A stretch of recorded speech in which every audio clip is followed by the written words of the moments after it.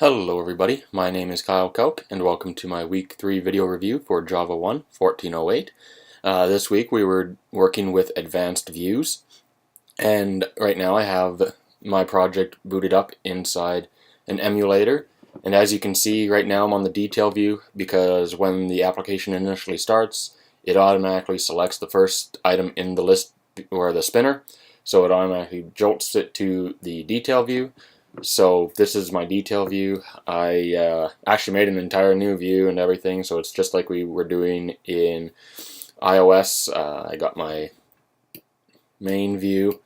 Let's see, it takes a little time to go back, but I got my main view that has the spinner or list view, and then I have my detail view. So here's my actual main landing page with the spinner.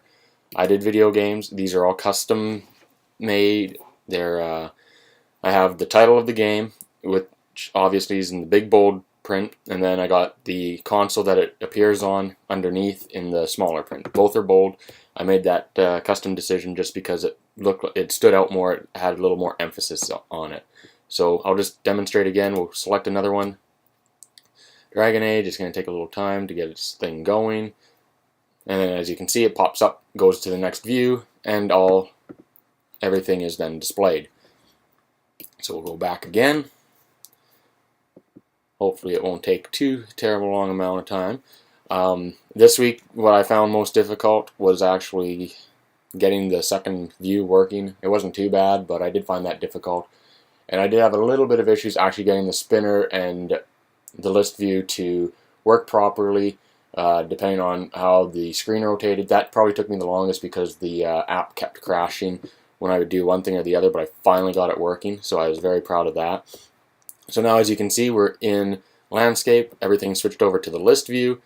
We'll go to the very bottom here. We'll click on World of Warcraft. Everything's going to stay the same.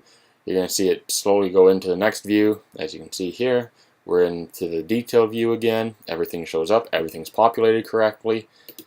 If we go back, I'll demonstrate one more game to show that it is in fact reading the correct item. So let's go evolve, click on that, it goes right into the detail view. So I got everything working the way it was supposed to, which I was very proud of. I'm going to close this down, and as you can see here I have a few things. I got a bunch of final strings here, and that's to pass my information over into the next view. And then I got my calls to make my custom object, which is the video games right here. Here's my custom object. Everything's in there the way it should be. Everything's going exactly how it should, and now I have this method here to get my screen orientation. So this is called onCreate. So it checks to make sure everything's created, then sees how the device's current orientation is, and then it fires off code depending on how the device is orientated. So it then also has onConfiguration change, and this is for the orientation going from portrait to landscape. So this also fires off the get screen orientation.